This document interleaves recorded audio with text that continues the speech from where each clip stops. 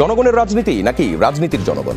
রাজনীতির আয়নায় কতটা প্রতিফলন জনগণের, তাদের অবস্থানই বা কোথায়, সেই হিসেবটাই বুঝতে যমুনা টেলিভিশনের রাজনীতির এই আয়োজনে পুরোটা সময় আপনাদের সঙ্গে আছি আমি আখলাকুস সাফা। কুমিল্লার ২ উপজেলায় প্রভাব খাটিয়ে অস্বাভাবিক বরাদ্দ নিয়েছিলেন এনসিপির আসিফ মাহমুদ ও হাসনাত আব্দুল্লাহ। একজন ছিলেন সে সময় অন্তর্বর্তী সরকারের উপদেষ্টা, আরেকজন তখনও সংসদ সদস্য হননি। এই অভিযোগ কুমিল্লার জেলা পরিষদ প্রশাসকের। আসিফ হাসনাত ২৫ কোটি টাকার সে বরাদ্দ নেয়নি তা অস্বীকার করতে পারবে না বলে উল্টো চ্যালেঞ্জ ছুড়ে দিয়েছেন তিনি। এদিকে আসিফ মাহমুদের মন্তব্য, বিএনপি ঠিকঠাক প্রশিক্ষণ ছাড়াই প্রশাসক নিয়োগ দেয়ায় রাজস্ব বরাদ্দ আর এডিপি বরাদ্দের পার্থক্যই বুঝতে পারছেন না প্রশাসক। আর হাসনাত আব্দুল্লাহর দাবি, তার উপজেলা অর্থাৎ দেবিদ্বারের জন্য দেয়া বরাদ্দ উপজেলা প্রশাসনের মাধ্যমেই ৪২টি প্রকল্পে ব্যয় হয়েছে। ৫ কোটি টাকার একটি হিসেবও ফেসবুক পোস্টে দিয়েছেন তিনি। এ নিয়ে চলছে আলোচনা সমালোচনা। ওদিকে প্রধানমন্ত্রী আজ বললেন, সামনে কঠিন আর গুরুত্বপূর্ণ সময় অপেক্ষায়, হেসে খেলে চললে দেশের ক্ষতি। কি ইঙ্গিত দিয়েছেন তিনি? এছাড়াও সংবিধান সংশোধন কমিটিতে এখনও বিরোধী দলের সদস্যদের অপেক্ষায় সরকারি দল, কিন্তু এখনও সংশোধন নয়, সংস্কার পরিষদ ইস্যুতে অনড় বিরোধীরা। কি হবে এর ভবিষ্যৎ? এসব নিয়েই আজ আমাদের আলোচনা। আমাদের সঙ্গে আজকে রাজনীতির সেটে উপস্থিত আছেন অ্যাডভোকেট ফাহিমা নাসরিন মুন্নি, এমপি এবং সহ-আন্তর্জাতিক বিষয়ক সম্পাদক, বিএনপি। আমাদের সঙ্গে আছেন ডাক্তার সাজিদুল হক রুবেল, সদস্য কেন্দ্রীয় কমিটি বাংলাদেশের কমিউনিস্ট পার্টি সিপিবি, এবং তাহসিন রিয়াজ আছেন জাতীয় নাগরিক পার্টি এনসিপির যুগ্ম সদস্য সচিব হিসেবে। আপনাদের তিনজনকেই আজকের রাজনীতিতে স্বাগত। শুরুটা অ্যাডভোকেট ফাহিম নাসরিন মুন্নিকে দিয়ে করতে চাই। আসিফ মাহমুদের যে মন্তব্যটা আজ তিনি করলেন, তিনি গতকালও একটি প্রতিক্রিয়া দিয়েছেন রাতে, এবং তারপর আজ তিনি যখন গিয়েছিলেন ওই কালশি বস্তিতে, সেখানে তাকে সাংবাদিকরা জিজ্ঞেস করেছিল এবং সেখানে তিনি বলেছেন বিএনপি সরকার প্রশিক্ষণ ছাড়াই প্রশাসক নিয়োগ দিয়েছে, তাই রাজস্ব বরাদ্দ আর এডিপি বরাদ্দের পার্থক্য বুঝতে পারছে না। ১৫ কোটি টাকা বরাদ্দের বিষয়টি অস্বীকার করেছেন তিনি। উল্টো তার মন্তব্য, মূর্খদের সাথে এখন রাজনীতি করতে হচ্ছে। প্রশ্নটা হচ্ছে, বিএনপির আগেও দেশ পরিচালনা করেছে, রাজস্ব বরাদ্দ আর এডিপি বরাদ্দের পার্থক্য কি বিএনপি বোঝে না? ধন্যবাদ আপনাকে এবং সেই সাথে আমার সহ আলোচক যারা আছেন।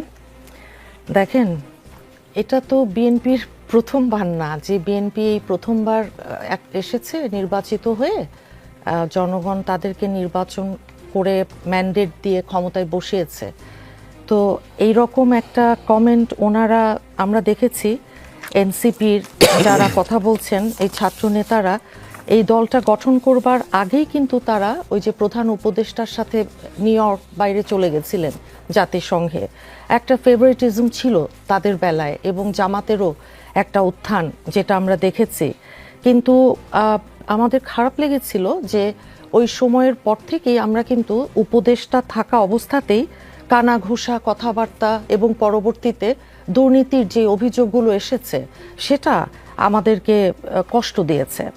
এখন সেই রকম একটা অবস্থায় ওনারা যেহেতু এখন জামাতের সাথে তারা বিরোধী দলে আছে, গাঁটছড়া বেঁধেছে, তো এটা হয়তো বহু তরুণদের আশাহত করেছে, কারণ তাদের কাছ থেকে নতুন রাজনীতি, ভিন্ন রকমের রাজনীতি, গণ অভ্যুত্থান পরবর্তী সময়ের যেই রাজনীতি, সেটা হয়তো আশা করেছিল, যেটা তারা দিতে সম্পূর্ণভাবে এই টাইমের কথা বলছি যেটুকু পেরিয়েছে পারেনি। তো ওই ব্যর্থতাটাকে মাথায় নিয়েই ওনারা আসলে এখন ১৫ কোটি টাকার আসিফ মাহমুদের যে কথা এসেছে, এবং সেই সাথে হাসনাত আব্দুল্লাহর ১০ কোটি। এখন কথা হচ্ছে এডিবির আর রাজস্ব খাতের, এটা বিএনপি বুঝবে না, ওনারা বুঝবেন? ওনাদের দলের বয়স কতদিন হয়েছে, আর বিএনপির আপনার বয়স কতদিন হয়েছে? ৭৮ থেকে আজকে পর্যন্ত ২৬। তো এটা শুধু বয়সের জন্যও না, যেহেতু বিএনপির বারবার এই দেশটা পরিচালনার একটা অভিজ্ঞতা আছে, এবং এখানে এক একজন, আপনি জানেন যে ৪বার ৫বারের এমপিও আছেন। কাজেই বিষয়টা এমন নয় এখন সমন্বয়করা কোন ক্ষমতা বলে আপনার বরাদ্দের টাকাটা ওনারা নিয়েছেন এবং কিসের জন্য নিয়েছেন, কোথায় খরচ করেছেন। একটা উপজেলায় এখন এখানেও তো আপনার বৈষম্যের বিষয়টা চলে আসে।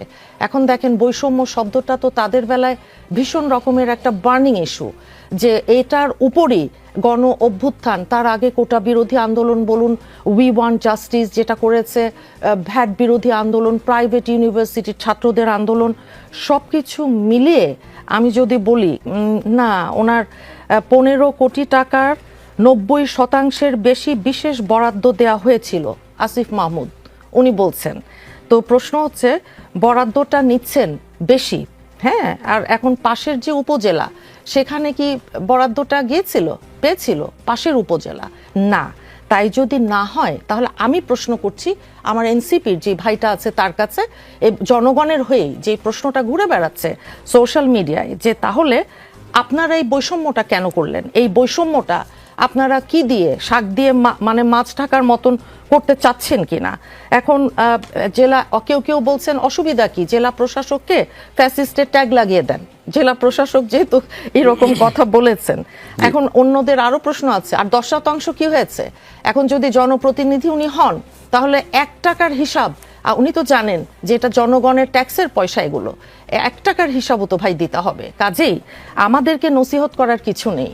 বিএনপিকে এখানে আপনার টেনে এনে নানান কথা বলে আপনার ওই খেজুরের একটা হিসাব চেয়েছিল নাকি হাসনাত রোজার সময়, যে খেজুর আসে কোথায় যায় খেজুর, এখন 10 কোটি টাকার হিসাবটা আমার মনে হয় ওনারা সঠিকভাবে দেবেন, একেবারে সুনির্দিষ্ট তথ্য এবং প্রমাণ সহ।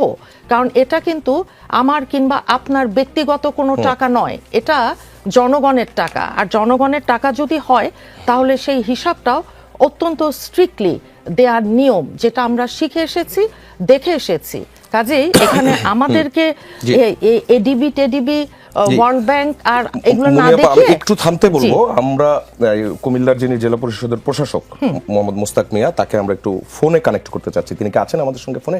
জি, জনাব মুস্তাক মিয়া, আমরা স্টুডিও থেকে বলছি। রাজনীতির যারা আছেন আমাদের সঙ্গে, এনসিপিরও একজন প্রতিনিধি আছেন এবং আপনাদের দলের অ্যাডভোকেট ফাহিমা নাসরিন মুন্নিও আছেন এবং সিপিবির কেন্দ্রীয় কমিটির একজন সদস্য আছেন। আপনার কাছে যে প্রশ্নটা সেটা হচ্ছে আপনার যে বক্তব্য, গতকালের যে বক্তব্য, তারপর রাতে হাসনাত আব্দুল্লাহর সঙ্গে ফোনের যে কথা হয়েছে সেই বক্তব্য, এবং আজ সকালে আপনার দেয়া যে বক্তব্য সেই বক্তব্যটাও আমরা শুনছিলাম। প্রশ্নটা হচ্ছে বরাদ্দের টাকা আসিফ হাসনাত নিজেরা তুলে নিয়ে গেছে, সরকারি বরাদ্দ তো কেউ কোনো ব্যক্তি তুলে নিতে পারে না। এখানে আপনি প্রভাব বিস্তারের কথা বলেছেন, সেই প্রভাবটা কি বিস্তার করেছিল এবং কোন কোন প্রকল্প দেখিয়ে নিয়ে গেছে এবং সেই প্রকল্পগুলোর এখন কি অবস্থা, আপনি কি খবর পেয়েছেন? আপনাকে ধন্যবাদ। আমি আসলে গতকাল আমাদের একটা দলীয় কর্মসূচিতে আমি বক্তব্য রাখছিলাম। সেই বক্তব্য চলাকালীনই আমি আসলে দেশের এক সময় যে ফ্যাসিবাদ বিরোধী আন্দোলন এবং এই আন্দোলন করতে যে সেই আন্দোলনে আমাদের দল বিএনপি সহ সমমনা সমস্ত দলই ছিল। সেই আন্দোলনে আমরা যে কারণে আন্দোলন করলাম বৈষম্য বিরোধী, সেই প্রসঙ্গটা বলতে যেই আমি বলি যে যারা নিজেরা দাবি করে তারাই এককভাবে বৈষম্য বিরোধী আন্দোলন করেছে, তো ওরা আমাদের এলাকায় একটি উপজেলার একজন ছিলেন তৎকালীন অন্তর্বর্তীকালীন সরকারের এলজিডি উপদেষ্টা, আর একজন ছিলেন সমন্বয়ক হাসনাত আব্দুল্লাহ। তখন উনি এমপি ছিলেন না, উনি সরকারের কিছুই ছিলেন না, একজন ছিলেন উপদেষ্টা। এই ক্ষেত্রে আমি যেটা বলেছি যে আমাদের কুমিল্লা জেলা পরিষদের মাধ্যমে এডিবি এবং আমাদের রাজস্ব তহবিলের টাকা বিভিন্ন প্রকল্পের নামে তারা প্রভাব খাটিয়ে 2টি উপজেলায় নিয়েছেন সিংহভাগ টাকা।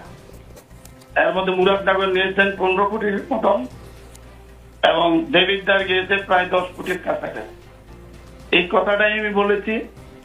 এইভাবে একটা এডিবির টাকা তো এটা জনগণের ট্যাক্সের টাকা, আমার রাজস্ব জনগণের ট্যাক্সের টাকা। এটা এরা বৈষম্য দেশ করার কথা বলে, তো এরাই তো বৈষম্যের সৃষ্টি করলো। 1-2টা উপজেলায় 25 কোটি নিয়ে গেলে অন্য উপজেলাগুলোতে তো ওইভাবে বরাদ্দ যায় নাই। কিন্তু আপনি বলছেন তারা নিয়ে গেছে, আমি যদি প্রশ্নটা আরো স্পেসিফিক করি, তারা কিভাবে নিয়েছে টাকাটা? তারা কোনো ব্যক্তির কাছে তো সরকারের টাকা যায় না, প্রকল্পের মাধ্যমে গিয়েছে, বিভিন্ন প্রকল্প দেখিয়ে নিয়েছে। আমি তো বললাম সে নিল কিভাবে, মানে সে কিভাবে নেয় টাকাটা? আমি তো বললাম, কিন্তু ধরেন আপনি হাসনাত আব্দুল্লাহ, সে কিভাবে এই টাকাটা নেয়? প্রকল্পের মাধ্যমে নিয়েছে, সেটা বললাম তো। আচ্ছা, আমি- প্রকল্পের মাধ্যমেই বা হাসনাত আব্দুল্লাহ কিভাবে আমি নেয়? একটু সে তো প্রশ্ন তখন করতে পারবো নাকি? কোনো পরিচিত কেউ না, অথবা সে সরকারের কেউ না, অথবা সেখানকার দায়িত্বপ্রাপ্ত কেউ না। সেটাই না, সে প্রভাব খাটিয়ে তখন এই বরাদ্দটা নিয়েছেন। বলে এইভাবে তো 2টা উপজেলায় এত এই ধরনের বরাদ্দ, পাশাপাশি অন্য উপজেলায় কোথাও 5 লাখ, কোথাও 10 লাখ, কোথাও 15 লাখ এইভাবে বরাদ্দ গিয়েছে। কিন্তু এই 2টা উপজেলায় এদের প্রভাবে এটা হয়েছে। আচ্ছা, আপনি যেই 2 উপজেলার কথা বলেছেন, সেই 2 উপজেলার ওই যে প্রকল্প, যেই প্রকল্পের নামে গিয়েছে, সেই প্রকল্পগুলো, এবং আমি যতটুকু দেখলাম কয়েকটাতে আমি দেখলাম ই টেন্ডারের মাধ্যমে সেই প্রকল্পগুলো হয়েছে। তো সেই জায়গায় আপনি যে অভিযোগটা তুললেন, সেই অভিযোগ তোলাটা সমীচীন কিনা? না, অবশ্যই, যেহেতু আমি কথাটা মানে আপনি তো এটাকে ভুয়া প্রকল্প বলতে পারবেন না। বলতে যে এটা বলছি যে এরাই বৈষম্যের সৃষ্টি করেছে, কারণ এটা তো সব উপজেলায় মোটামুটি বরাদ্দটা পাওয়ার কথা ছিল। এরা তো নিজেদের ইয়াতে নিয়ে গেছে। আচ্ছা, এটা কি তারা কি তাদের পরিচিত কোনো ঠিকাদারের মাধ্যমে অথবা কাউকে চাপ প্রয়োগ করেছে, এমন কোন স্পেসিফিক এক্সাম্পল আছে আপনার কাছে? আমি যেটা বলেছি যে বরাদ্দটা নিয়েছে, ঠিকাদারকে টেন্ডারের বলেন প্রক্রিয়া না নিয়ে তো আমি কথা বলি নাই। আমি বলেছি বরাদ্দটা হলো মেইন। একটা এই বরাদ্দটা তো অন্যান্য উপজেলায় কাছাকাছি বরাদ্দ পেতে পারত, কিন্তু ওইখানেই বৈঠকটা করা হয়েছে, সেটাই আমি বলেছি। আচ্ছা, আপনার কাছে তাহসিন রিয়াজের একটি প্রশ্ন আছে, এনসিপির যুগ্ম সদস্য সচিব। ওরা তো আপনার একজন উপদেষ্টা, ও প্রভাব কাটিয়ে নিল, ও তো কোনো উপদেষ্টা না। ওর উপজেলায় যে দেবিদ্র আব্দুল্লাহ, উনি তো এমপি ছিলেন না, উনি তো সরকারে কিছু ছিলেন না। এভাবে তো অন্য উপজেলায় হতে পারতো। আমি আমি আমি আমি জি, আমি তাহসিন আপনাকে রিয়াজের একটি ছোট্ট প্রশ্ন একটা আছে। প্রশ্ন করতে পারবো কিনা? জি, আপনি প্রশ্নটা করেন। আপনি মানে যথেষ্ট প্রজ্ঞাবান। আমার কাছে সারপ্রাইজিং লাগছে যে এই প্রশ্নটা আপনাকে করতে হবে। আপনি কি একটু কাইন্ডলি বলবেন যে এডিপির টাকাটা কিভাবে করে ব্যয় হয়, এই ব্যয়ের প্রসিডিওরটা কি? মানে হয়তো জনগণ জানে না, আপনি নিশ্চয়ই জানেন। আপনি একটু আমাদেরকে এটা একটু ভেঙে বলে দেন যে এডিপির টাকাটা কোন প্রসেসে ব্যয় হয়।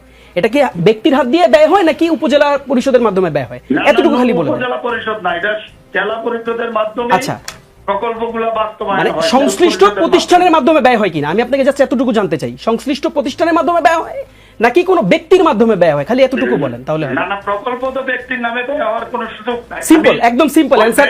আমি কথা বলি না। আমি উত্তর পেয়েছি, ধন্যবাদ, জি, উত্তর পেয়েছি। জি। আচ্ছা, মানে বিষয়টা এমন যে তারা এই বরাদ্দটা নিয়ে যাওয়ার কারণে আশেপাশের অন্যান্য যে উপজেলাগুলো, তাদের যে বরাদ্দ, সেই বরাদ্দে কমতি পড়ে গেছে। আপনি সেই জায়গাটাকে বৈষম্য বলছেন? জি, আমি বৈষম্যটার বিষয়ে কথা বলছি, ক্লিয়ার, জি, যে সেটা নিয়ে কথা বলছি। ক্লিয়ার। জি। মোহাম্মদ মুস্তাক মিয়া, আপনাকে অসংখ্য ধন্যবাদ আমাদের সঙ্গে রাজনীতিতে যুক্ত হওয়ার জন্য।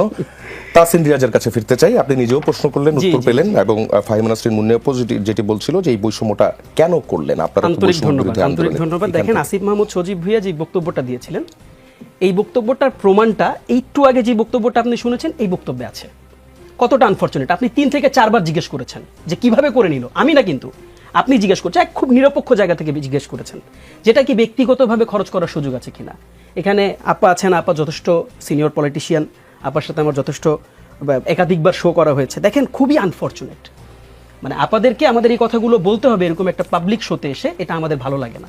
তিনি এখন রিজেম্বলেন্স করলেন কোথায়, এটাকে উদাহরণস্বরূপ দুইটাকে কোন জায়গায় আনলেন। একটা বললেন খেজুরের কথা দিয়ে এডিবির প্রকল্পকে জাস্টিফাই করলেন এবং বললেন খেজুরের হিসাব যেহেতু চাইছো তাহলে এডিবির হিসাব দিতে হবে। খুবই আনফরচুনেট। খেজুর কিভাবে Excuse me. মানে খেজুরের যে ব্যাপারটা, এটা কিভাবে ডিস্ট্রিবিউটেড হয়েছে এটা আমরা সবাই জানি। এটা হয়েছে ব্যক্তির নামে এই খেজুরটা দেওয়া হয়েছে, অ্যালোকেটেড হয়েছে। ভাইঙ্গা বলতে হচ্ছে আনফরচুনেটলি। আর একটু ডিফারেন্ট স্ট্রাকচারে ডিসকাশনটা করতে পারতাম। খেজুরটা ধরে নেই, আপনাকে আমি 20 বাক্স খেজুর দিছি, আমি এখন দেখবো যে আপনি এই 20 বাক্স খেজুর মানুষের কাছে পৌঁছাইছেন কিনা। ক্লিয়ার?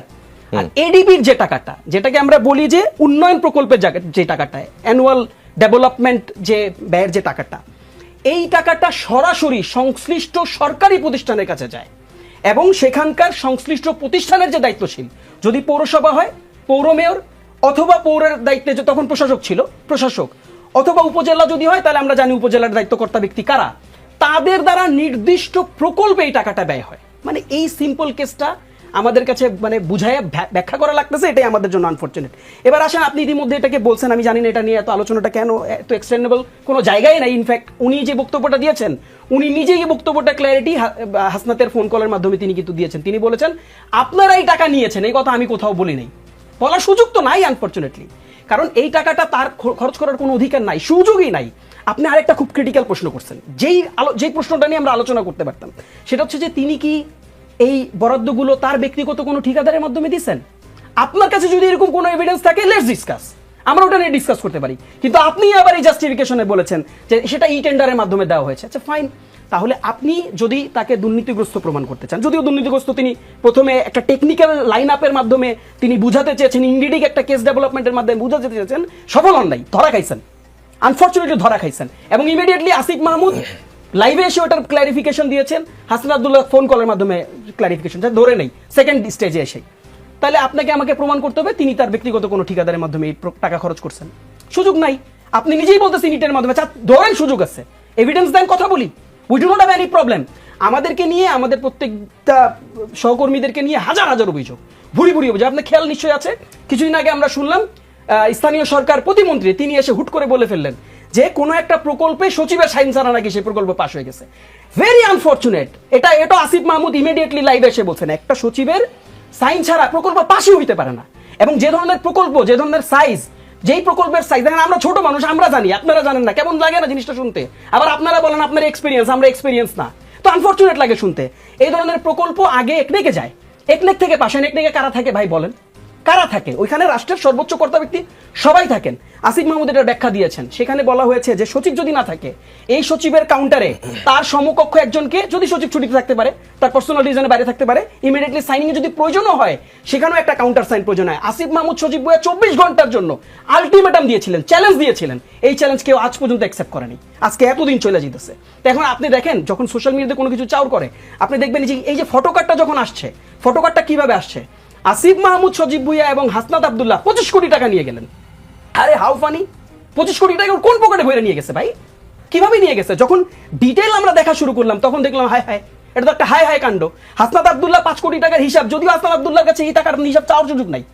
হাসনাত আব্দুল্লাহ এই টাকা ব্যয় করে নাই। আপনি হাসনাত আব্দুল্লাহ কিভাবে আপনি এটা পাবেন, হিসাব চাবেন? আপনি চাবেন সেখানে সংশ্লিষ্ট প্রতিষ্ঠান। এখন আমি আপনাকে আরেকটা মজা করে বলি, ধরেন ওইখানে যে উপজেলা পরিষদের স্ট্রাকচার, এটা আছে কি নাই? আছে তো। ওইখানের যে কর্তা ব্যক্তির এত বছর ধরে কাজ কাম করতেছিল, এরা আছে কি নাই? আছে তো। সেখানকার অর্থ বিভাগ কি গুম হয়ে গেছে? ওই অর্থ বিভাগ কি ভ্যানিশ হয়ে গেছে? এটা তো প্যারিশেবল থিং না রে ভাই। তাহলে ফাইন, সেখানে হিসাব দেওয়ার জন্য কর্তা ব্যক্তিরা বেতন নেয় সরকারি টাকায়। আপনারা তাদেরকে ডাকেন, তাদের কাছে যান, আপনারা তাদেরকে এই লাইভে ডেকে নিয়ে আসেন। হাসনাত আব্দুল্লাহদের বিরুদ্ধে যদি কোনো ধরনের অ্যাকিউজিশন থাকে, আমরা সেটার বিরোধিতা করব। কিন্তু হাসনাত আব্দুল্লাহ যখন বলে দেয় যেটা 42টা প্রকল্পে এভাবে করে ব্যয় করা হয়েছে, হাসনাত আব্দুল্লাহ যখন, আসিফ মাহমুদরা যখন লাইভে এসে চ্যালেঞ্জ দেয় আপনাদেরকে, তখন আপনাদের বাহাদুরিটা কই যায়? আমি জাস্ট এটা জানতে চাই, তখন আপনারা কেন ওই চ্যালেঞ্জগুলোকে অ্যাকসেপ্ট করেন না? আচ্ছা, আর যে বৈষম্যটা যে হলো, বৈষম্যের ব্যাপারে বলি। দেখেন তৎকালীন সময়ে থোক বরাদ্দ, বিশেষ বরাদ্দ তৎকালীন সময়ে 650 কোটি টাকা তৎকালীন সময়ে ডিস্ট্রিবিউটেড হয়েছে। 650 কোটি টাকা। এবং আমি আপনাকে একটু মনে করে দিই, কোনো দিকে যাওয়া লাগবে না, গুগল করেন, তৎকালীন সময় এই বরাদ্দটা যখন হয়েছে, প্রথম আলো ইমিডিয়েটলি রিপোর্ট করছিল এটাকে নিয়ে, যে এইভাবে করে আলাদা করে তাদেরকে বেশি টাকা দেওয়া হয়েছে। আমি এবার আপনাকে বলি, আপনার তো সুযোগ আছে, সার্চ করার সুযোগ আছে, আপনি এবার একটু সার্চ করে দেখেন এই 650 কোটি টাকার ওই সময়ে বিএনপির কোন বড় বড় নেতার কাছে, তাদের উপজেলায়, তাদের জেলাগুলোতে কি পরিমাণ টাকা গেছে। আমি আপনাকে হলফ করে বলতে পারবো, ধরে ধরে বলতে পারবো। নাম বলাটা ঠিক না বলে আমি বললাম না আপনাকে, আমি বলতে পারবো আপনাকে কয়েকটা উপজেলার কথা, অনেকগুলো উপজেলা, সাতক্ষীরার দিকে যান, এবং এখন ক্যাবিনেটের অনেক ভালো ভালো যারা আছে তাদের ওইখানে এই ধরনের বরাদ্দ গেছে। তাহলে বরাদ্দটার এসেন্স কি ছিল, এটার সিস্টেম কি ছিল, এটারও ব্যাখ্যা আসিফ মাহমুদ সজীব ভাই তৎকালীন সময় দিয়েছিলেন। প্রথম আলো যখন এই ধরনের একটা রিপোর্ট করেছে, তখন তিনি এসে খুব ক্ল্যারিফাইড ওয়েতে তিনি বলেছিলেন যে এটা তার উপজেলা। ধরেন আমি আসিফ মাহমুদ সজীব ভাই তার উপজেলায় বরাদ্দটা নিয়ে গেছেন, কিন্তু এখানে ইলেকশন করে নাই। আপনি হাসনাত আব্দুল্লাহর কথা বলতেছেন 10 কোটি টাকার বরাদ্দর কথা, আমি নিজে তার উপজেলায় গেছি, নির্বাচনের টাইমে আমি নিজে তার উপজেলায় গেছি। তার উপজেলা শুধু না, পুরো কুমিল্লা একেবারে ঐতিহাসিকভাবে, আমি নিজে কিন্তু কুমিল্লা থেকে বিলং করি না বাই দ্য ওয়ে। আপনি কুমিল্লার 10 জন মানুষকে, আপনি ইমিডিয়েটলি, আমি আপনাকে চ্যালেঞ্জ করে বললাম, 10 জন মানুষকে, নিরপেক্ষ 10 জন মানুষকে আপনি কলে নেন, নিরপেক্ষ 10 জন মানুষকে আপনি কলে নেন, দেখেন আপনি ওই সময় কি ধরনের বৈষম্য ছিল কুমিল্লার সাথে। এবং কুমিল্লা, এই যে হাসিনা হাসিনার উক্তিটা মনে নাই, কুমিল্লারে বিভাগ করবো না, কেন করবো না?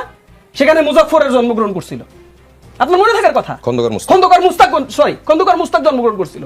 তো এই ধরনের বৈষম্য তো কুমিল্লার সাথে হয়ে আসছে, এবং কোথায় কোথায় বৈষম্য হয়ে আসছে, কোন কোন পয়েন্টে বৈষম্য হয়ে আসছে, কোন কোন বরাদ্দে তাদেরকে মানে আপনার ব্যাকফুটে রাখা হয়েছে, এ ধরনের পুরো ব্যাখ্যা ওই সময়টাতে আসিফ মাহমুদ সজীব ভুঁইয়া দিয়েছেন। এবং আমি আপনাকে প্যারালাল একটা কথা বলছি, আপনি বিভিন্ন উপজেলায় খোঁজ নিয়ে দেখেন কি ধরনের বরাদ্দ গেছে। 650 কোটি টাকা আপনি প্রফেশনালিটি ভাগ করেন, যেভাবে করে বিরাট করে দেখানো হইতেছে বিশাল টাকা তারা নিয়ে গেছে। আরে ভাই, এই টাকাটা যে নিয়ে গেছে সে যদি পকেটে হইরা না নিয়ে যায়, তাহলে কুমিল্লায় 2 উপজেলায় যদি আমার 5 লক্ষ 10 লক্ষ লোক থাকে, এই 10 লক্ষ লোক কি সব আসিফ মাহমুদ আর আসাদ আব্দুল্লাহর আত্মীয়? ওইখানে বিএনপির লোক নাই, ওইখানে আওয়ামী লীগের লোক নাই। এখন ধরেন আমি আপনাকে বলি, দেবিদ্দার বলতেছি আপনার এই যে আসিফ মাহমুদ সজীব ভুঁইয়ার যে উপজেলা, ওই উপজেলা তো বিএনপির এমপি। তাহলে এই উন্নয়ন বরাদ্দ, উন্নয়ন কার্যক্রম যে সংগঠিত হবে, এটার অ্যাডভান্টেজ কে পাবে? এটাকে আসিফ মাহমুদ সজীব ভুঁইয়া পাবে? সে তো তার এলাকায় ইলেকশন করে নাই। কাজে দেখেন, আপনি এই ধরনের ন্যারেটিভ ডেভেলপ করতে পারবেন। বারবার বলতেছি, ন্যারেটিভ ডেভেলপমেন্টের কিন্তু জায়গা এখন শেষ হয়ে আসছে ভাই। আসেন এভিডেন্ট কথাবার্তা বলি। আপনি যদি আমাকে একটু সুযোগ দেন, আমি আপনাকে এটা নিয়ে আরেকটু আলাপ করব। সামনের যে বাজেট আসতেছে, এই বাজেটে কি ধরনের খরচ রাখা হয়েছে, পরে আলোচনা করছি। আপনি ন্যারেটিভ ডেভেলপমেন্টের কথা বলছিলেন, আমরা ডাক্তার সাজিদুল হক রুবেলের কাছে আসতে চাই। আপনি সবার কথাটাই শুনলেন, সবার অবস্থানটাই জানলেন। ন্যারেটিভ ডেভেলপমেন্টের কথা বলা হচ্ছে এবং ওই দিক থেকে বলা হচ্ছে যে বৈষম্য হয়েছে, কি বলবেন? ধন্যবাদ আপনাকে এবং আমার 2 সম্মানিত সহ আলোচক এবং আজকের অনুষ্ঠান যারা দেখছেন দূরে এবং কাছে, সবাইকে শুভেচ্ছা। আসলে আমরা তো হতভাগা, দেশের হতভাগা মানুষ। আমরা সেই ছোটবেলায় দেখতাম আর কি, তখন একজন স্বৈরাচার ছিলেন, এরশাদ ছিলেন ক্ষমতায়। তখন দেশের সব যাবতীয় উন্নয়নের ক্ষেত্রে সবার আগে উন্নয়নটা হতো রংপুরে আর কি। এরপর আমরা যখন দেখি যেই ক্ষমতায় যায় তার এলাকায় একটু বেশি বেশি উন্নতি হয়। হ্যাঁ, তারপর আমরা দেখেছি হচ্ছে বগুড়ায় উন্নতি দেখেছি, তারপর আমরা দেখেছি গোপালগঞ্জে উন্নতি দেখেছি আর কি। বলা হয়তো গোপালীকরণ বলেও একটা শব্দ ছিল আর কি। তো এগুলো হলো পুরনো বন্দোবস্ত, এগুলা হলো রাজনীতির পচাগলা জায়গা। তো সেই পচাগলা জায়গা থেকেই তো বেড়ে আসার জন্য আমরা লড়াইটা লড়ছি শব্দটা এখনো ব্যবহার করতে হচ্ছে। লড়াইটা লড়ছি যে ওই জায়গা থেকে আমরা বেরিয়ে আসবো, এই পচাগলা ব্যবস্থা থেকে আমরা বেরিয়ে আসবো। এবং আমাদের মনে বিশ্বাস জেগেছিল, জনগণের মনে বিশ্বাস জেগেছিল 2024 সালের আগস্ট অভ্যুত্থানের পরে, যে হ্যাঁ, এই আন্দোলনের একটি ব্যানার ছিল বৈষম্যহীন বাংলাদেশ। ফলে আমরা সেই অ্যান্টি ডিসক্রিমিনেশনের সেই জায়গাটা থেকে আমরা এবার হচ্ছে পুরাতন বন্দোবস্তকে সত্যি সত্যি বঙ্গোপসাগরে ভাসিয়ে দেব, সত্যি সত্যি হচ্ছে আমরা একটা নতুনের দিকে অভিযাত্রা শুরু করব। কিন্তু যাদেরকে নিয়ে আমাদের এই অভিযাত্রার হচ্ছে, যারা হচ্ছে সে সময় পোস্টার বয় ছিল, তাদের ব্যাপারে যখন এই অ্যাকুজেশনগুলো আসে, অভিযোগগুলো আসে, তখন আমরা খুবই হতাশ হয়ে পড়ি। এখন খুবই সিম্পলি, খুব সুন্দরভাবে, চমৎকারভাবে তাহসিন রিবাজ জাজ বুঝিয়ে দিয়েছেন যে এখান থেকে একটি টাকাও কিন্তু হচ্ছে আসিফের পকেটে যায়নি, একটি টাকাও কিন্তু হচ্ছে হাসান আব্দুল্লাহর পকেটে যায়নি। আমি তাও বিশ্বাস করি, হ্যাঁ, তাদের পকেটে যায়নি। কিন্তু যে বিষয়টি দেখবার মতো এবং যে বিষয়টি অতীতের শাসক দলগুলোর যে আচরণ ছিল, যে আচরণের সাথে হুবহু মিলে যায় এবং তার রিপিটেশন যেটা হয়, যে আমরা তো জানতাম, আমরা দেখেছি এবং এরকম বডি ল্যাঙ্গুয়েজে ভাবে সাবে বোঝাও গিয়েছে। মুরাদনগরের মানুষরা জানতো যে এইখানে আসিফ নির্বাচন করবে। তার বাবার এরকম 2-1টা সামাজিক মাধ্যমে বক্তব্য আছে, আমার ছেলে নির্বাচন করতে যাচ্ছে। ফলে আপনি উপদেষ্টা মণ্ডলীতে থেকে, হ্যাঁ, আপনি হচ্ছে গিয়ে অন্তর্বর্তীকালীন সরকারের হচ্ছে রাষ্ট্র এবং সরকারের অংশ থেকে সেই জায়গায় হচ্ছে আপনি এই যে বরাদ্দের ক্ষেত্রে আপনি এখানে ভূমিকা রেখেছেন, এটা আপনার পকেটে যায় নাই। 42টি প্রকল্পের মাধ্যমে এই টাকা খরচ হয়েছে। কিন্তু খরচ কেন আপনার ওখানে 15 কোটি টাকা হতে হবে এবং ঠিক একই সময় পাশের জেলা, অন্য উপজেলায় কি সেই একই পরিমাণ বরাদ্দ দিয়েছেন? আপনি একই স্থানীয় সরকার মন্ত্রী বানানো হয়েছিল শুধুমাত্র মুরাদনগরের জন্য না, মুরাদনগরের জন্য বানানো হয় নাই। আরো একটা মজার ব্যাপার হচ্ছে, বুঝলাম উনি তো স্থানীয় মন্ত্রী ছিলেন, তিনি না তার এলাকায় ব্যয় করেছেন। এখন এটা যদি মরালিটির কথা চিন্তা করি, আপনার লিগ্যালিটি, বৈধতার কথা যদি চিন্তা করেন, এখানে হ্যাঁ, দুর্নীতি হয় নাই, তার পকেটেও টাকা আসে নাই। কিন্তু যদি নৈতিকতার কথা চিন্তা করেন, তাহলে কিন্তু বুঝতে হবে নৈতিকতার জায়গায় কিন্তু তারা পরাস্ত হয়েছে, এটা কিন্তু শিওর। বরাদ্দ কিন্তু সত্যি সত্যি নিয়েছেন, এখন নিজে খাননি, কিন্তু তার এলাকায় তার প্রভাব বলয় বৃদ্ধি করার জন্য, তার জনপ্রিয়তা বৃদ্ধি করার জন্য, ঠিক আছে, যেভাবে করে অতীতে আওয়ামী লীগ তার জনপ্রিয়তা বৃদ্ধি করার চেষ্টা করেছে গোপালগঞ্জ সহ বিভিন্ন জায়গায়, অতীতে বিভিন্ন শাসক দল এক একটা এরিয়া জুড়ে যেভাবে করে তার জনপ্রিয়তা চেষ্টা করেছেন, রাষ্ট্রের টাকা বরাদ্দকে ব্যয় করে, সেটা রাজস্ব থেকে আসুক, সেটা এডিবি থেকে আসুক, সেটা যেখান থেকে খুশি আসুক, কিন্তু সেটাকে সেভাবে করে তারা বৈষম্য করে একটা জায়গায় ঘনীভূত করেছেন। ঠিক একই টেন্ডেন্সি থেকে কিন্তু আপনি বেরিয়ে আসেন নাই, এটা কিন্তু প্রমাণিত হয়ে গেছে। এটা কিন্তু প্রমাণিত, 15 কোটি 10 কোটি গেছে, এটা প্রমাণিত। 5 কোটি টাকার হিসাব দিয়েছেন, খুব ভালো কথা, আরো বাকি 5 কোটি টাকার হিসাব দিবেন হাসনাত আব্দুল্লাহ, আমি আশা করি, এবং সে দিতে পারবে, কিন্তু দিবে কিন্তু সেই দেবিদ্বারই। প্রশ্ন হলো, আপনি তখন কে ছিলেন? আপনি তখন এমপি ছিলেন না, আপনি তখন উপজেলা প্রশাসক ছিলেন না, আপনি তখন কোনো উপদেষ্টা ছিলেন না, আপনি কে ছিলেন? আপনার কথায় কেন এই বিষয়ে কলকাঠিটা নড়ে গেল? এটাও কিন্তু একটা টেন্ডেন্সি, যেখানে নৈতিকতার জায়গায় আপনারা পরাস্ত। এখন আইন কানুনের ফাঁকে ফোকরে তর্ক বিতর্কে, এবং আপনারা বলছেন ন্যারেশন ডেভেলপ করছে বিএনপি, আপনারাও একটা ন্যারেশন ডেভেলপ করে ফেলতে পারেন, এবং আমার এই বক্তব্য কেন আমাকেও একটা ট্যাগ আপনারা দিয়ে দিতে পারেন, কিন্তু যদি নৈতিকতার জায়গায় আসেন তবে অবশ্যই আমি বলবো যে এই জায়গায় আমরা পরাস্ত হয়েছি। ঠিক আছে, এই জায়গায় ওনারা পরাস্ত হয়েছেন, হাসনাত আব্দুল্লাহ পরাস্ত হয়েছেন, আসিফ পরাস্ত হয়েছেন। তবে এই জায়গায় একটা মানে ব্যাপারটা আবার একটু বলতে হয়, যে হচ্ছে যে এই যে জেলা প্রশাসক যে মোস্তাক সাহেব যে বক্তব্য দিয়েছেন, তারা তো এটা হলো বলা যায় রেটরিক, পলিটিক্যাল রেটরিক। তার কর্মী সভায়, তার আলোচনার সময় তিনি একটা পলিটিক্যাল রেটরিক নিয়ে, এখন হচ্ছে তাসিন সাহেবের অনেক গুরুত্বপূর্ণ সময় নষ্ট হচ্ছে, ঠিক আছে, আপনাদের সময় নষ্ট হচ্ছে। প্রশাসক দলীয় সমাবেশে গিয়ে এখন একটা ন্যাশনাল ইস্যু তৈরি হয়েছে। প্রশাসক বলছে যে সে একটা দলীয় কর্মসূচিতে গিয়ে বক্তব্য দিচ্ছে। প্রশাসক এরকম দলীয় কর্মসূচিতে বক্তব্য দিতে পারে কিনা? এখন হচ্ছে যে আমরা তো হচ্ছে গিয়ে প্রশাসক তো নিয়োগের ক্ষেত্রে আমাদের আরো আগে বক্তব্য ছিল যে এখানে কেন নিয়োগ হবে, সেটা ভিন্ন আলোচনা, সেটা একেবারে ভিন্ন আলোচনা।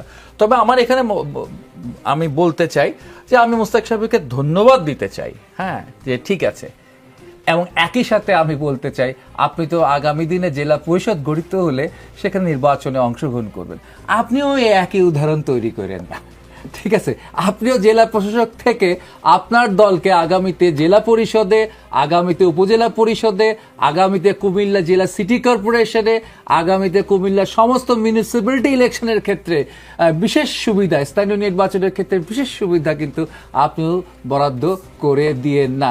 আপনি যে প্রতিবাদ উচ্চারণ করেছেন এই জন্য আপনাকে ধন্যবাদ জানাচ্ছি, হয়তো আপনি শুনতেছেন, কিন্তু আপনার একই কাজ, একই রকম রাজস্বের টাকা নিয়ে, এডিবির টাকা নিয়ে, ঠিক আছে, আপনাদের ভোটে জেতার জন্য ব্যয় করেন না। এই মরালিটির জায়গাটা আপনারা নষ্ট করেন না, এটা একটা অনুরোধ জানাচ্ছি। জি, ডাক্তার সাজুল হক রুবেল, আপনাকে ধন্যবাদ। আমি আবারও ফাহিম নাসরিন মুন্নির কাছে আসতে চাই 1 মিনিটের মধ্যে, যদি আপনি এই বিষয়টাকে এবার যদি সাম আপ করেন। আমরা সবার কথা শুনলাম, এই বিষয়ে আমরা আর কথা বলছি না, পরের পক্ষে আমরা অন্য বিষয়। তাহলে একটা কথা বলি, যে যেই সময়ের কথা বলা হচ্ছে, যখন এই বরাদ্দটা দেওয়া হয়েছিল সেই সময় কিন্তু সরকার, এই স্থানীয় সরকার মন্ত্রণালয়ের উপদেষ্টা হিসেবে দায়িত্বরত ছিলেন আসিফ মাহমুদ। কাজেই এখন ওনারা নীতি, নৈতিকতা, নৈতিক স্খলন, মরাল টার্পিচিউড যে শব্দগুলো আছে সেগুলো মাথায় রেখে কনফ্লিক্ট অফ ইন্টারেস্টের যে বিষয়টা, এটার বাইরে কখনো উনি যেতে পারবেন না, কখনো না। এখন বলবেন না, পরে বলবেন, আপনারা জাস্ট রাইট ইট ডাউন। এখন দেখেন ন্যারেটিভ ডেভেলপমেন্ট, আমরা তো দেখেছি যে কে কিভাবে কাকে অ্যাটাক করছে নির্বাচনের আগের থেকে। এই পর বট বাহিনীর সাথে তারা যখন জোট করেছে, তখন জামাত যা করছে, তারাও তো জামাতেরই, তারা তো আর একেবারে খুব 360 বাইরের কেউ নন। কাজেই আমরা সেটা দেখতে পাচ্ছি এবং জানছি। এখন হয় কি, হাসনাত আব্দুল্লাহ কিংবা তারা যেহেতু গণ অভ্যুত্থানে তাদের একটা ভূমিকা আমরা দেখেছি, তো সেই ভূমিকার জায়গায় থেকে আজকে এই 25 কোটি টাকার যে কথা এসেছে, এবং অতীতেও একজন এই উপদেষ্টা যারা আপনার সরকারে ছিলেন ইন্টারিমে, তখন তাদের একজন এপিএস এর বিরুদ্ধেও কিন্তু আমরা শত শত কোটি টাকা দুর্নীতির খবর দেখেছি। এখন প্রশাসক দলীয় কর্মসূচিতে আপনার বক্তব্য দিতে পারবেন কিনা, তো উনি, ওনার নাম কি, আসিফ মাহমুদ উনি কি করে আপনার স্থানীয় সরকার মন্ত্রণালয়ের উপদেষ্টা থেকে এই বরাদ্দগুলো, যেটা 2025-এর 25শে সেপ্টেম্বর প্রথম আলো পত্রিকায় একটা প্রতিবেদন প্রকাশিত হয়েছিল, সেখানে বলা হয়েছিল যে 2400 কোটি টাকার প্রকল্প নিয়েছে, তার মধ্যে আসিফ মাহমুদের নিজ উপজেলা মুরাদনগরে 453 কোটি আর হাসনাত আবদুল্লাহর উপজেলা দেবিদারে 336 কোটি টাকা বরাদ্দ রাখা হয়েছিল। কাজেই এই বিষয়গুলো যখন আপনার আসে তখন কথা থেকে যাবে, প্রশ্ন আসবে মানুষের মনে। এখন বাক স্বাধীনতা, এখন তো ভয়ের কোনো সংস্কৃতি নেই, বাক স্বাধীনতা আছে, মত প্রকাশের স্বাধীনতা আছে, তার মানে কিন্তু এটা না আপনি যা খুশি তাই একটা ব্যাখ্যা দেবেন আর আমরা মানুষ আমরা ওইটার সাথেই আপনার একমত পোষণ করব যে বাহাবা বেশ। নো, এটা সেই টাইম না। কারণ আমাদের বর্তমান যিনি প্রধানমন্ত্রী উনি যেই মেসেজটা এই গত 100 দিনে দিয়েছেন, যে পজিটিভ একটা ইনোভেটিভ একটা যে অ্যাপ্রোচ, যেটা অতীতে কখনো কোনো দিন বাংলাদেশের কেউ এটা আমরা দেখিনি, যে উনি আপনার ট্রাফিক লাইটে যেখানে আগে আমরা 2-3 ঘন্টা রাস্তায় দাঁড়িয়ে থাকতাম গাড়ির থেকে নেমে, না ওনার ডাউন টু আর্থ আচরণগুলো তো মানুষ দেখতে পাচ্ছে, অ্যাপ্রিশিয়েট করছে, সেটা করছে, এটা একটা হাসির জিনিস না। এখানে উনি যে নতুন আপনার নামধাম নিয়ে এসেছে ইন্টারিম গভর্নমেন্টে, আপনি দেখেছেন জামাত এবং এনসিপি তারা যে ভয়ঙ্কর রকমের সুযোগ, ভীষণ রকমের সুবিধা তারা এনজয় করেছে, যেই কারণে নির্বাচন নিয়ে যে একটা ধোঁয়াশা তৈরি হয়েছিল। ইভেন নির্বাচনের আগের দিন আমি যখন রাস্তায় সাধারণ মানুষের সাথে কথা বলছি, তারা বলছে নির্বাচনটা হবে তো, এটা তৈরি করেছিল কারা? তারা। এখন তারা যদি এটা তৈরি করে থাকে, তাদের একটা ইন্টারেস্ট ছিল, এজেন্ডা ছিল। একটা প্রশ্ন যে আপু যেটা বলতেছিলেন যে চারটা বক্তব্য এখন বিশ্বাস করবে না লোকজন, আমরা তাই বিশ্বাস করি, কিন্তু আমি জাস্ট একটা প্রশ্ন পার্টিকুলার, আপা এর আগে বক্তব্য বলেছেন, সেটা হচ্ছে খেজুরের যে ঘটনা আর এই এডিপির ঘটনা এক কিনা, আমাকে জাস্ট এতটুকু বললে হবে, এক কি এক না? এটা হচ্ছে কি, এখন আমার বেলায় আটিকুটি আর পরের বেলায় চিমটি কাটি। আমার নানি বাড়ির প্রবাদে উত্তর দিলাম। উত্তর পেলাম না, কেন পেলাম না? খেজুর দিয়ে এডিপিকে জাস্টিফাই করি। আপনারা থাকবেন আমাদের সঙ্গে, দর্শক রাজনীতিতে কোনো বিরতি নেই, আমরা ফিরছি কিছুক্ষণের মধ্যেই, সঙ্গেই থাকবেন।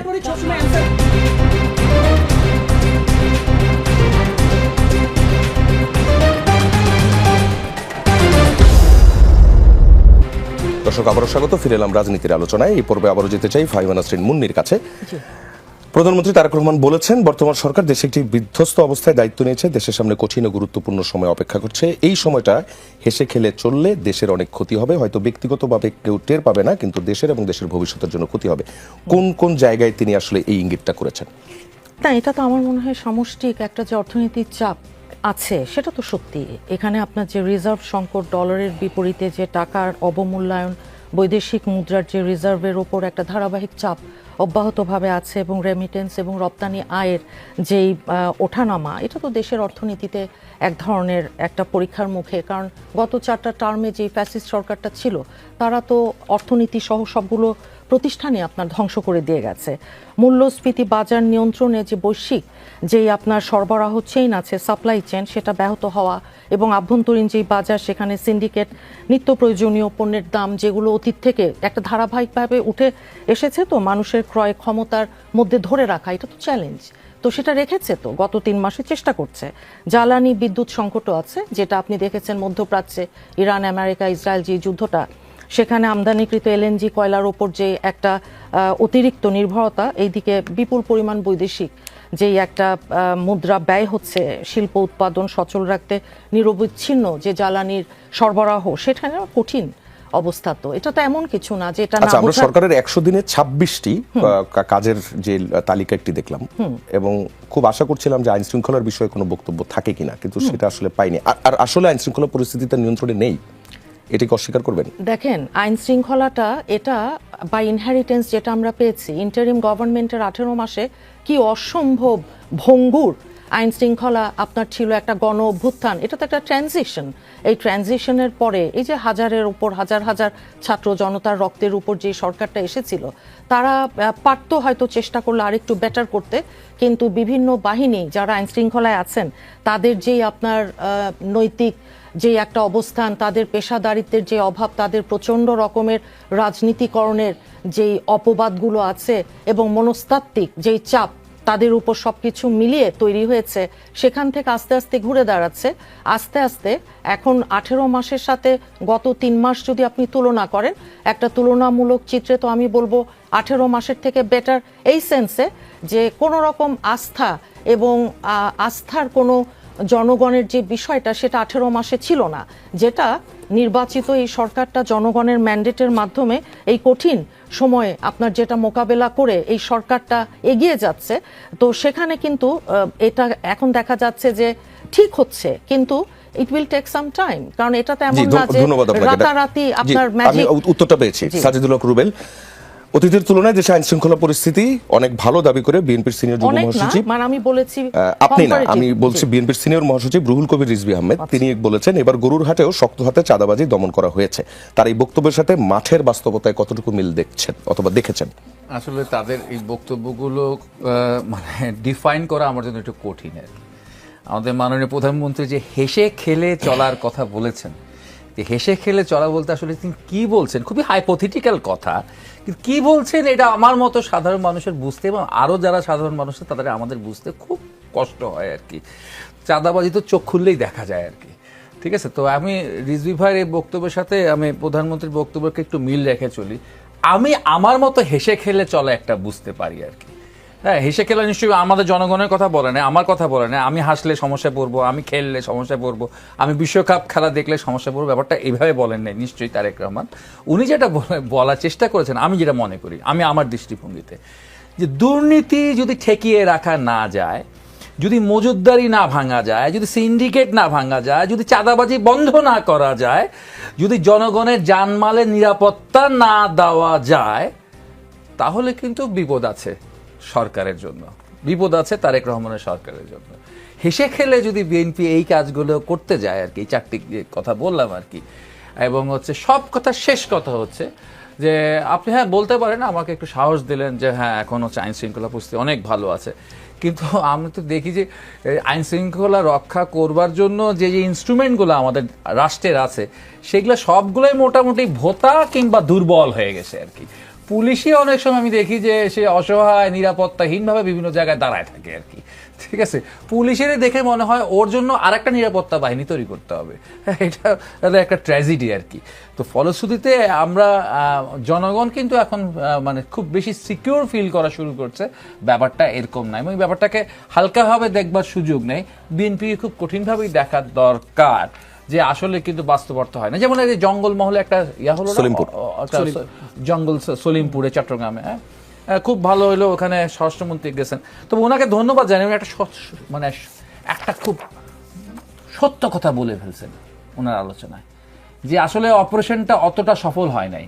কেন হয় নাই? কারণ অপারেশনের আগে অপারেশনের খবর অপরাধীদের কাছে পৌঁছে গিয়েছিল।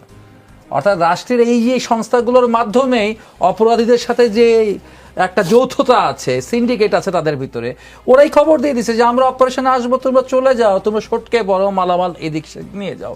এটা কিন্তু হোম মিনিস্টার অ্যাড্রেস করেছেন। এই সত্য কথা বলবার জন্য তাকে ধন্যবাদ জানাচ্ছি, এবং ঠিক এভাবেই করে আমরা পরবর্তী অ্যাড্রেসগুলো চাই। এবং আমরা সবই জানি, সবই বুঝি, আমাদের খামাখা হচ্ছে বাটার লাগানোর দরকার নাই, আমাদেরকে অভয় দেওয়া দরকার নেই আর কি। কারণ মিথ্যা অভয় যাদেরকে উদ্দেশ্য করে বলেছেন তারা কি বুঝতে পেরেছে মনে হয়?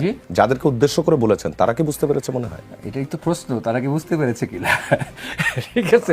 কাদেরকে তারা হাসতে এবং খেলতে মানা করেছে, নিশ্চয়ই আমাকে বলেন বা সাধারণ জনগণকে বলেন। তাহসিন রিয়াজ, আপনি কি বুঝলেন এই মন্তব্যের থেকে? ধন্যবাদ। দেখেন, ওই উদরপিণ্ডি বুদুর ঘাড়ে চাপানোর যে প্রবণতা, এটা একটা সিনড্রোম, খুব বাজে সিনড্রোম।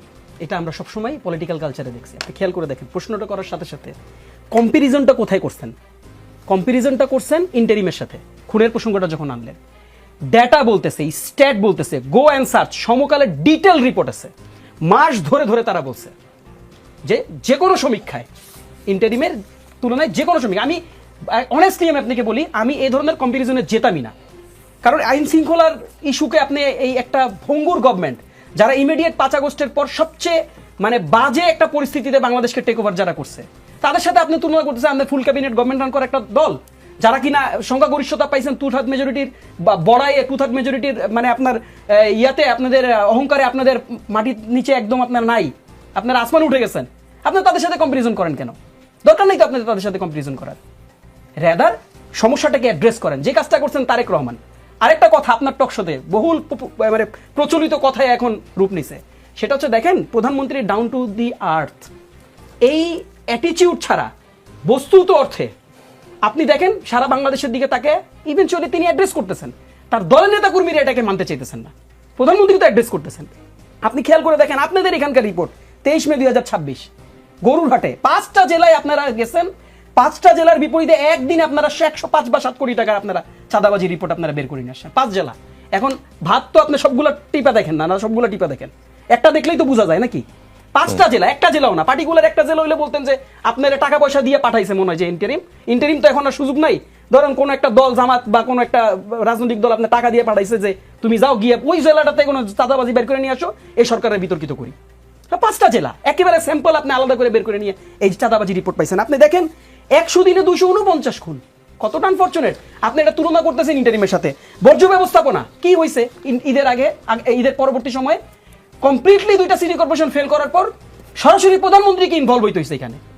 প্রধানমন্ত্রী ইনভলভ হয়ে তিনি অগোচরে রাস্তায় ঘুরে দেখে, আমরা অ্যাপ্রিশিয়েট করি এটাকে, আমি নিজে এটাকে অ্যাপ্রিশিয়েট করেছি, আমার যত জায়গায় কথা বলার সুযোগ হয়েছে। ভালো কাজকে আমরা অ্যাপ্রিশিয়েট করবো না কেন? কিন্তু আপনার কি এই কাজটা করার কথা ছিল? আপনি না অনেক ভালো দেশ চালাবেন, আপনারা না বললেন কিছুদিন আগে যে ইন্টারিমের কারণে সব মবের রাজত্ব হয়ে গেছে। আপনারা বললেন কিছুদিন আগে বাক স্বাধীনতা নাকি নাই হয়ে যেতেছে, কিছুই হয়ে যেতেছে না। আপনারা এক নাসিরউদ্দিন পাটোয়ারিকে বক্তব্যে, ন্যারেটিভে, আর্গুমেন্টে আপনারা মোকাবেলা করতে পারলেন না, আপনারা তাকে মারলেন। ভালো মারছেন, আপনার শক্তি আছে, এখন শক্তি দেখাচ্ছেন। তাকে মামলাটা পর্যন্ত নিতে আপনারা ইয়া করলেন, রাতের বেলা থানায় হামলা করলেন। এরপর আসেন আরো কত জায়গায় আপনি তাকাবেন, বাজেটের দিকে তাকান। বাজেটের প্রধানমন্ত্রী যে কথাটা বলছেন এমনি বলেন নাই তো, বাজেটের সাইজ হচ্ছে 9,30,000 কোটি টাকা। খেয়াল করে দেখেন এই 9,30,000 কোটি টাকা। এতক্ষণ আমরা হাসনাত আব্দুল্লাহর 25 কোটি টাকা নিয়ে অনেক কথা তো বললাম। হাসনাত আব্দুল্লাহ এবং আসিফ মাহমুদ সজীব এই 25 কোটি টাকা ম্যাটার করে, আমি ছোট করে বলবো না, এটা ম্যাটার করে। 25 কোটি টাকা নিছে, আর একদিনে 100 কোটি টাকার চাঁদাবাজি হয়ে গেছে। হায় হায় হায় হায়, কিছু হয় নাই। ওদিকে তাকানো যাবে না, কারণ বাজারে একদিনে কোটি কোটি টাকার চাঁদাবাজি হয়। আপনি দেখেন স্টার ডিটেল রিপোর্ট করছে, নাম ধরে রিপোর্ট করছে, এই মহাখালীতে কারা চাঁদাবাজি করে। প্রথম আলো সার্চ করেন, পেয়ে যাবেন নাম ধরে। হাসনাত আব্দুল্লাহরা 25 কোটি টাকা নিয়ে গেছে। হায় হায় হায়, আমার টাকার কি হবে?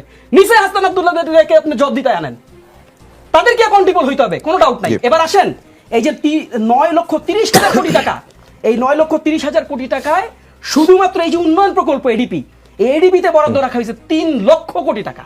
Can you imagine that? আগামীতেই স্থানীয় সরকার নির্বাচন আছে, তার মানে তো ধরে নেওয়া যায় যে আপনি স্থানীয় সরকার নির্বাচনকে টাকা ছাড়ার মাধ্যমে আপনি প্রভাবিত করতে চান। Very simple case. আপনার টাকা নাই, টাকা খুঁজে পান না, আপনি রেমিটেন্সের অবস্থা খারাপ। আপা বলছেন, আমি বলি না রেমিটেন্সের অবস্থা খারাপ না, স্টেট বলতেছে রেমিটেন্সের অবস্থা ভালো, আপনি না জানে বলছেন। পুরো অর্থনীতির অবস্থা একটা বিরাট চ্যালেঞ্জিং এর মুখে আছে। আপনার 6,30,000 কোটি টাকা আপনি পরিচালনা ব্যয় ধরছেন, আলহামদুলিল্লাহ ধরছেন, বেতন বিবৃতি মানুষের ভালো রাখার জন্য আপনি করতে হবে। তো এই টাকার অর্থসংস্থান কই থেকে হবে? আপনি আবার 35,000 কোটি টাকার একটা বিরাট প্রকল্প নিচ্ছেন না পদ্মা ব্যারেজের, বলছেন আবার কি নিজের টাকা দিয়ে করবেন। ভাই করেন, আমাদের তো সমস্যা নাই, কিন্তু তারেক রহমান বলছিলেন, আপনার মনে থাকার কথা, যে মেগা প্রকল্প মেগা দুর্নীতি। কাজে দেখেন আমরা শুধু একটা কথা বলতে চাই যে দেখেন গভর্নমেন্টকে আমরা সহযোগিতা করতে চাই, সমালোচনাটা নেন, রিসিভ করেন। আমরা আপনাদের শত্রু না। আমাদেরকে যদি মনে করেন যে শত্রু বইলে একটা আলাদা গণ্ডির মধ্যে ফেলাই দিবেন, প্রবলেমে পড়বেন। আমাদেরকে আমাদের প্রবলেম না, আপনারা তো আমাদেরকে বলেনি আমরা অনেক ছোট দল, আমরা কিছুই বুঝি না, আমরা খেজুরও বুঝি না, আমরা এডিপিও বুঝি না, এনারাই সব বুঝেন। আমাদেরকে এসকেলেটেড করে দিয়েন না, আমরা আপনাদের ভাই, আপনাদের স্বজন। কিন্তু একচেটিয়া ভাবে উটের মতন করে, উট পাখির মতন মাথা গুজে রাষ্ট্র পরিচালনা করতে গেলে কিন্তু বিপদে পড়বেন। শুধু বিপদ একদিকে না, শুধুমাত্র এটাকে মানে শুধু অর্থনীতির সমীক্ষায় এই কমেন্ট ডিল করলে হবে না, এটা একটা পলিটিক্যাল অ্যাসপেক্টও আছে। ইন্টারন্যাশনাল ষড়যন্ত্র এখনো থামে নাই। একটা ডেমোক্রেটিক গভর্নমেন্ট এখন রান করতেছে, এই ডেমোক্রেটিক গভর্নমেন্টের বিপরীতেও ইন্টারন্যাশনাল কনস্পাইরেসি অনগোয়িং আছে। আপনাদেরকে চোখ কান খোলা রাখতে হবে। সহযোগীদেরকে, সহযোদ্ধাদেরকে খাটো করেন না, বিপদে পড়বেন। ধন্যবাদ। জি, ধন্যবাদ আপনাকে তাহসিন রিয়াজ, ডাক্তার সাজিদুল হক রুবেল এবং অ্যাডভোকেট ফাহিমা নাসরিন মুন্নি, আপনাদের তিনজনকে আজকের রাজনীতির আয়োজনে আমাদের সঙ্গে আসার জন্য। দর্শক, রাজনীতির আয়োজন আজ এ পর্যন্তই। আমরা ফিরবো আগামী বৃহস্পতিবার ঠিক একই সময়, সঙ্গেই থাকবেন।